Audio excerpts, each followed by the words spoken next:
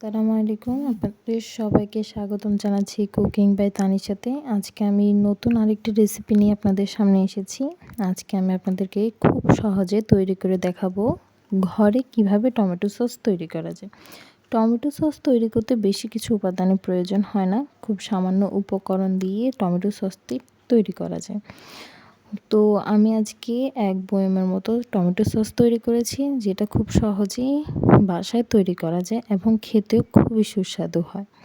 তো চলুন রেসিপিটা আজকে কিভাবে বানিয়েছি তা আপনাদের সাথে শেয়ার করি। প্রথমত টমেটো সস বানানোর জন্য আমাদের অবশ্যই টমেটোর প্রয়োজন হবে। এখানে আমি 5 কেজির মতো টমেটো নিয়েছি, সেগুলোকে ধুয়ে মুছে পরিষ্কার করে নিয়েছি। আপনারা চেষ্টা করবেন শুকনোভাবে টমেটোগুলো নেওয়ার জন্য। তারপর আমি প্রতিটা টমেটোকে 4টা স্লাইস করে কেটে নিয়েছি। আপনারা চাইলে বেশিও কাটতে পারেন, আবার কমও কাটতে পারেন, তাতে সমস্যা নেই। আমি এগুলো সিদ্ধ করব দেখে ছোট ছোট টুকরো করে রেখেছি। ভালোভাবে সুন্দর মতো উপরের অংশটা, সাদা অংশটা ফেলে দিয়ে সুন্দর করে কেটে নিব।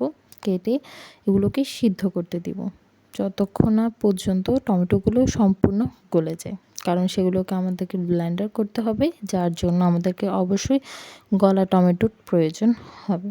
তো ভালোভাবে এগুলোকে কেটে সবগুলোকে আমি দেখিয়ে দিচ্ছি যে কীরকম সাইজ করে আপনারা কাটতে পারেন।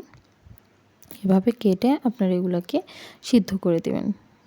আর হ্যাঁ, অবশ্যই সিদ্ধ করার সময় কিছু পরিমাণ পানি দিতে পারেন, সেটা সম্পূর্ণ অপশনাল। যদি আপনারা আস্তে আঁচে দিতে পারেন তাহলে আস্তে আঁচে দিতে পারেন, না হয় সামান্য পরিমাণ পানি দিতে পারেন। পানির আসলে কোনো মেজারমেন্ট নেই, যে যতটুক দিতে পারে, যত কম দেওয়া যায় তত ভালো। তো সেগুলোকে আমরা এখন সিদ্ধ করে ফেলেছি। করার পর এগুলোকে আমরা ব্লেন্ডার করছি। দেখতে পাচ্ছেন একদম মিহিভাবে ব্লেন্ডার করে নিয়েছি। ব্লেন্ডার করার পর অবশ্যই একটু ছেঁকে নিতে হবে, কারণ এটার মধ্যে অনেকগুলো দানাদার থেকে থাকে। তো ছেঁকে নেওয়ার পর আমি এগুলোকে আবার চুলায় উঠিয়ে দিয়েছি, যাতে বলক উঠতে পারে, বলক ওঠে। আর হ্যাঁ, এখানের মধ্যে কয়েকটা উপকরণ আমি ব্যবহার করেছি, কেন জানি এগুলো স্কিপ হয়ে গেছে, তাও আমি মুখে বলে দিচ্ছি। এখানে সম্ভবত 5 কেজির মতো টমেটো রয়েছে, যার কারণে পরিমাণ মতো, স্বাদ মতো আপনাদের লবণ দিবেন। কিছু পরিমাণ লাল মরিচের গুঁড়া দিতে পারেন, না হয় নাও দিতে পারেন, অপশনাল পুরা। যদি আপনারা একটু বেশি ঝাল ঝাল খেতে চান, তাহলে টমেটো সসের মধ্যে একটু পরিমাণে লাল মরিচের গুঁড়া দিতে পারেন, এবং কিছু পরিমাণ চিনিটা সাধারণত আমি এখানে দিয়েছি পুরো গোল চামচের 2 চামচ বা এর চেয়ে বেশি হলে আপনারা, এটা আপনাদের টেস্ট বাড়ে অনুযায়ী, যে কটুক আপনারা মিষ্টি খাবেন, কটুক আপনারা টক খাবেন। তো টক ঝাল মিষ্টি করে আমি বানিয়েছি।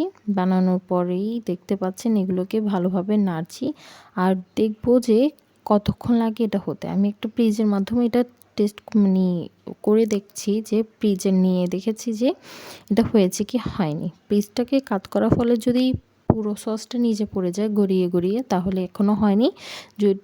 যদি সেটা ঠিক আকারে পড়ে, অর্থাৎ আস্তে আস্তে পড়ে, তাহলে বুঝে যেতে হবে এটা হয়ে গেছে। অথবা আপনারা চামচের মাথায় একটা আগ দিয়েও দেখতে পারেন যে টমেটো সসটা হয়েছে কিনা। যদি দেখেন যে আগটা পরিষ্কার রয়েছে, তার মানে আপনাদের টমেটো সসটা হয়েছে।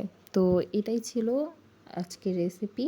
খুব সহজে আমি টমেটো সসটি বাসায় বানিয়ে দেখেছি আপনাদেরকে। অবশ্যই আপনাদের ভালো লেগেছে। ভালো লাগলে চ্যানেলটিকে অবশ্যই সাবস্ক্রাইব করবেন, পাশে থাকা বেল আইকনটি ক্লিক করবেন।